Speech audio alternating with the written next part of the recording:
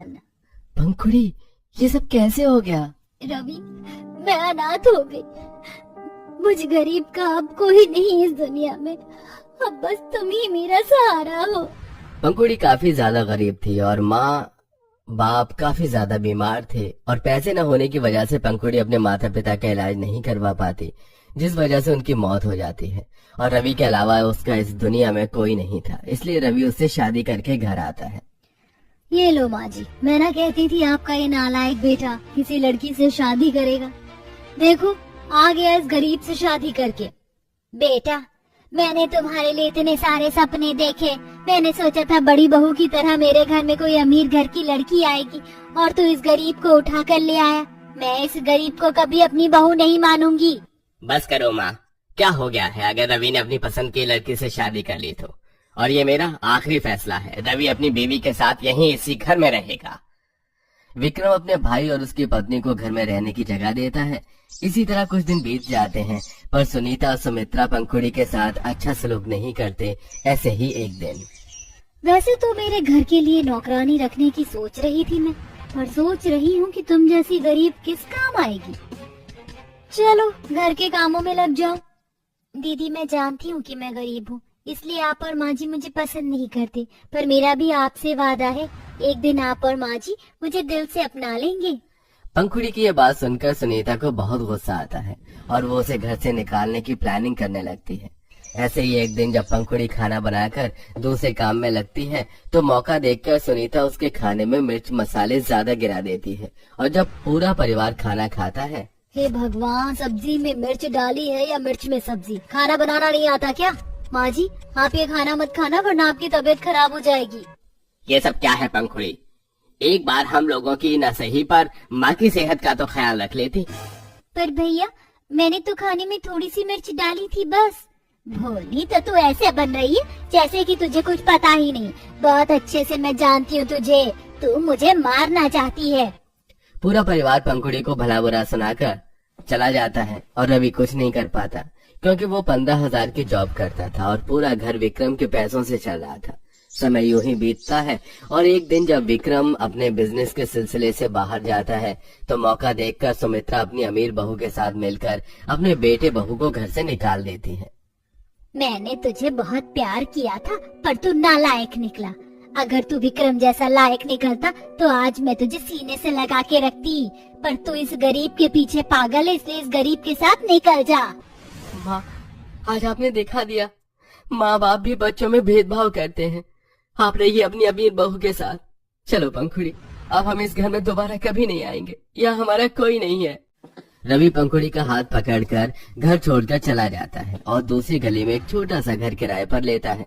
समय यूं ही गुजरता है और एक दिन जब पंखुड़ी अपने पति के साथ बाजार में सब्जी लेने जाती है, तो वो सस्ती सब्जियां लेती है और तब वहाँ सुनीता महंगी सब्जियां लेकर आती है और अपनी गरीब देवरानी को देखकर उसकी गरीबी का मजाक बनाती है। देखिए माँ जी, कुछ गरीब ऐसे हैं जो 2 वक्त के खाने के लिए ढंग की सब्जी भी नहीं ले पाते, और एक हमें जो इतनी महंगी सब्जियां लोगों को दान कर देते हैं। अरे बहू, घर चलते हैं, लेट हो रहा है। ऐसे गरीबों के मुंह नहीं लगना चाहिए।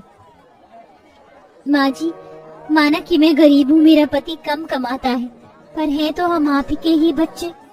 कुछ नहीं है तुम दोनों मेरे, और तू तो बिल्कुल भी नहीं। तेरी वजह से मेरा बेटा मुझसे दूर हो गया। सुमित्रा एक बार फिर अपनी अमीर बहू के साथ मिलकर अपनी गरीब बहू का मजाक बनाकर वहाँ से चली जाती है। इसी तरह कुछ दिन बीत जाते हैं और सुनीता के घर के काम नहीं हो पाते, इसलिए वो 4-5 नौकर रख लेती है। ऐसे ही एक दिन घर में सुमित्रा के कुछ नौकर काम कर रहे होते हैं, तो वहीं पंखुड़ी अपने घर के काम खुद कर रही होती है और ये देख सुनीता अपनी गरीब देवरानी को ताने कसती है। तुम भी कभी कभी सोचती होगी ना कि काश तुम भी अमीर होती तो अपने घर का काम खुद ना करके नौकरों से करवाती, पर अफसोस, देखो तुम खुद अपने घर की नौकरानी बनी बैठी हो। तो क्या हुआ दीदी, अपने घर का काम करने में शर्म कैसी है? हाँ सही कहा तुमने, पर तुम्हारे पास पैसे होते तो शायद तुम भी अपने घर में नौकर ही लगवाती ना कि खुद काम करती।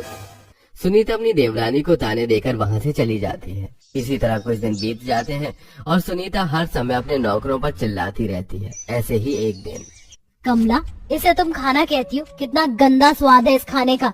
क्या मैं अपने मेहमानों को ये खाने में दूंगी? फिर से सारा खाना बनाओ और इस खाने को कुत्तों में दे देना। और तुम, ऐसे डस्टिंग की जाती है?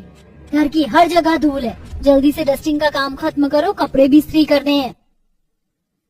इसने तो मेरा जीना ही हराम कर दिया। इस घर के अलावा भी मैं 4-4 घरों में और खाना बनाती हूँ, पर उन्होंने कभी भी मेरे खाने में नुकसान नहीं निकाला।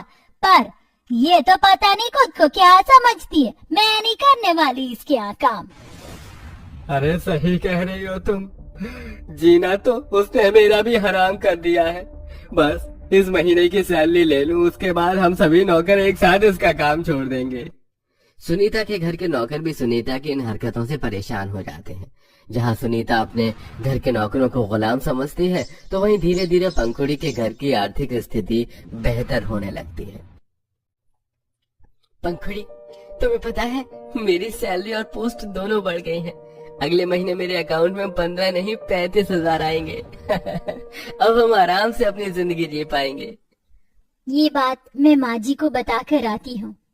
नहीं पंखुड़ी, कहाँ हम गरीब, कहाँ वो अमीर। उनके घर में 4 नौकर हैं और हमारे घर में कुछ नहीं है। भले ही मैं 35,000 कमा लूं, पर उनकी बराबरी नहीं कर पाऊंगा। इसीलिए अगले महीने जब मेरी सैलरी बढ़कर आएगी तो हम घर में पकवान बनाएंगे और साथ में मिलकर अपनी खुशी को सेलिब्रेट करेंगे। जहाँ एक तरफ गरीब परिवार एक एक पैसे जोड़कर अपनी खुशियां बटोर रहा था, तो वहीं अमीर सुनीता अपने पैसों के घमंड में जीती है। देखते ही देखते सुनीता का जन्मदिन आ जाता है और सुनीता अपने घर में कुछ मेहमानों को इनवाइट कर लेती है। पर जन्मदिन वाले दिन ही सुनीता के सारे नौकर काम छोड़ देते हैं। क्या हुआ बहू, तू इतनी परेशान क्यों है? क्या बताऊं माँ जी, नौकरों ने एक साथ काम छोड़ दिया और आज घर में मेरे जन्मदिन की छोटी सी पार्टी है। अब मैं अपने घर आए मेहमानों को क्या खिलाऊंगी?